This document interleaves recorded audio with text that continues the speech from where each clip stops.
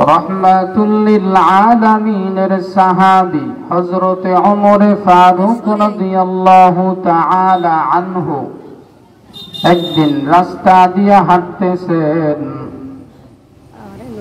খলিফাতুল মুসলিমিন ওমর হাঁটতেছেন, তাকায়া দেখতেছেন রাস্তার পাশে একজন মানুষ তার শিশু একটা সন্তানকে কাঁধের মধ্যে লইয়া বড় মজা করতেছে, আনন্দ করতেছে। হযরতে ওমর ফারুক বলতেছেন, ভাই, সন্তানকে কাঁধের মধ্যে লইয়া এভাবে আনন্দ ফুর্তি করতে তো কাউকে দেখি নাই, তুমি কেন তোমার সন্তানকে কাঁধের মধ্যে লইয়া এরকম আনন্দ করতেছো, ফুর্তি করতেছো, জানতে চাই। এবার ওই লোকটা বলতেছেন, খলিফাতুল মুসলিমিন ওমর,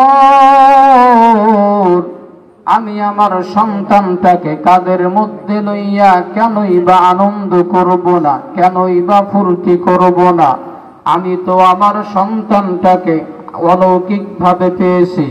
এবার খলিফাতুল মুসলিমিন ওমর ডাক দিয়া বলতেছেন, তুমি তোমার সন্তানটাকে কেমনে অলৌকিক ভাবে পেয়েছো? এবার ওই লোকটা জবাব দেয়, খলিফাতুল মুসলিমিন, আমার সন্তানটা যখন আমার স্ত্রীর গর্ভের মধ্যে চলে আসছে, আল্লাহর নবী পয়গম্বরে আরবীর পক্ষ থেকে যুদ্ধের ঘোষণা, আমি যুদ্ধের ময়দানে আমার সন্তানটা স্ত্রীর গর্ভের মধ্যে রেখে চলে গেলাম, যুদ্ধ থেকে ফিরে আসলাম। আসার পরে আমি জানতে পারলাম আমার স্ত্রী দুনিয়া থেকে সন্তান পেটের মধ্যে থাকা অবস্থায় চলে গেছে। আমার স্ত্রীকে জান্নাতুল বাকি নামক গোরস্থানে দাফন করা হয়েছে। আমি যুদ্ধ থেকে আসার পরে আমি আমার বন্ধু বান্ধবদেরকে লইয়া ওই জান্নাতুল বাকি নামক গোরস্থানের পাশে বসে একদিন রাত্রি বেলা গল্প করতেছি। হঠাৎ করে আমি তাকায়া দেখতেছি জান্নাতুল বাকির গোরস্থানের একটা কবর থেকে মিটমিট করে আলো জ্বলতেছে। সুবহানাল্লাহ। আমি এবার আমার বন্ধু বান্ধবদের কাছে জানতে চাইলাম, ওটা কার কবর থেকে এভাবে আলো দেখা যায়? আমার বন্ধু বান্ধবরা আমাকে জবাব দিয়া বলতেছেন, ভাই, ওটা তো তোমার স্ত্রীর কবর, আর এই আলো আমরা মাঝে মাঝে দেখি।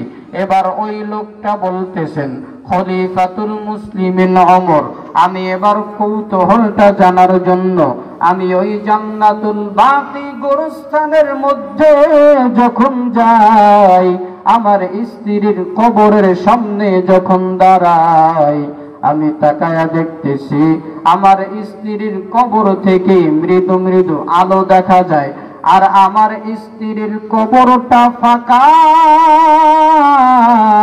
দুই পাশের মাটি সরে গেছে। আর আমি তাকায়া দেখি আমার একটা সন্তান আমার স্ত্রীর বুকের মধ্যে উঠে খেলা করতেছে। আল্লাহু আকবার। কাদেরে কুদরতদারি বরকামাল, আনতা রব্বি আনতা হাসবি যুল জালাল। এবার ওই লোকটা বলে, খলিফাতুল মুসলিমিন ওমর, আমি এবার একটু মনের ভিতরে ভয় পায়া গেলাম, কি করব? ঠিক ওই মুহূর্তে আমার আল্লাহ তাআলা গায়বী ভাবে আওয়াজ দিয়া বলতেছেন, ও বান্দা, ভয় পাওয়ার কোনো কারণ নাই, চিন্তা করার কোনো কারণ নাই। ও বান্দা, এই সন্তানটা তোমার, তুমি তোমার সন্তানটাকে বাড়িতে নিয়ে যাও।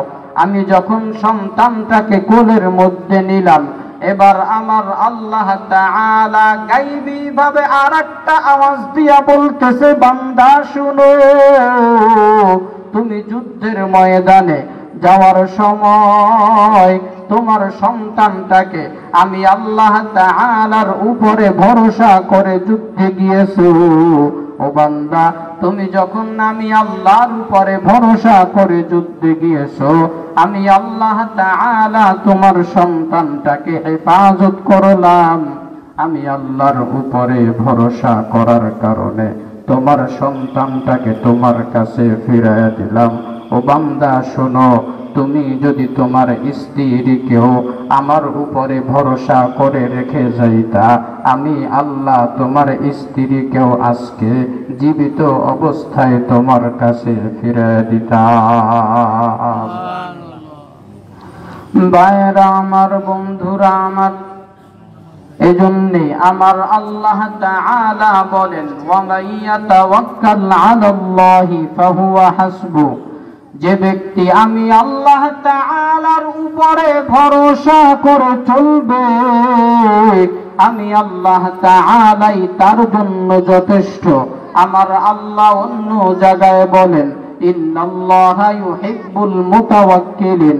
যে বান্দা আমি আল্লাহ তাআলার উপরে ভরসা করবে, আমি আল্লাহ তাআলা তাদেরকে বড় ভালোবাসি, পছন্দ করি। এজন্য মুসলমান নবীর উম্মতের দল দুনিয়ায় চলা অবস্থায় যতদিন চলবো, হালাল কামাই করব, হারাম রাস্তায় পা বাড়াবো না। হালাল অল্প যদি কামাই হয়, আল্লাহর উপরে ভরসা করলে আমার আল্লাহ ওই হালাল কামাইয়ের ভিতরে অসংখ্য অগণিত পরিমাণে বরকত দিতে পারে কি পারে না?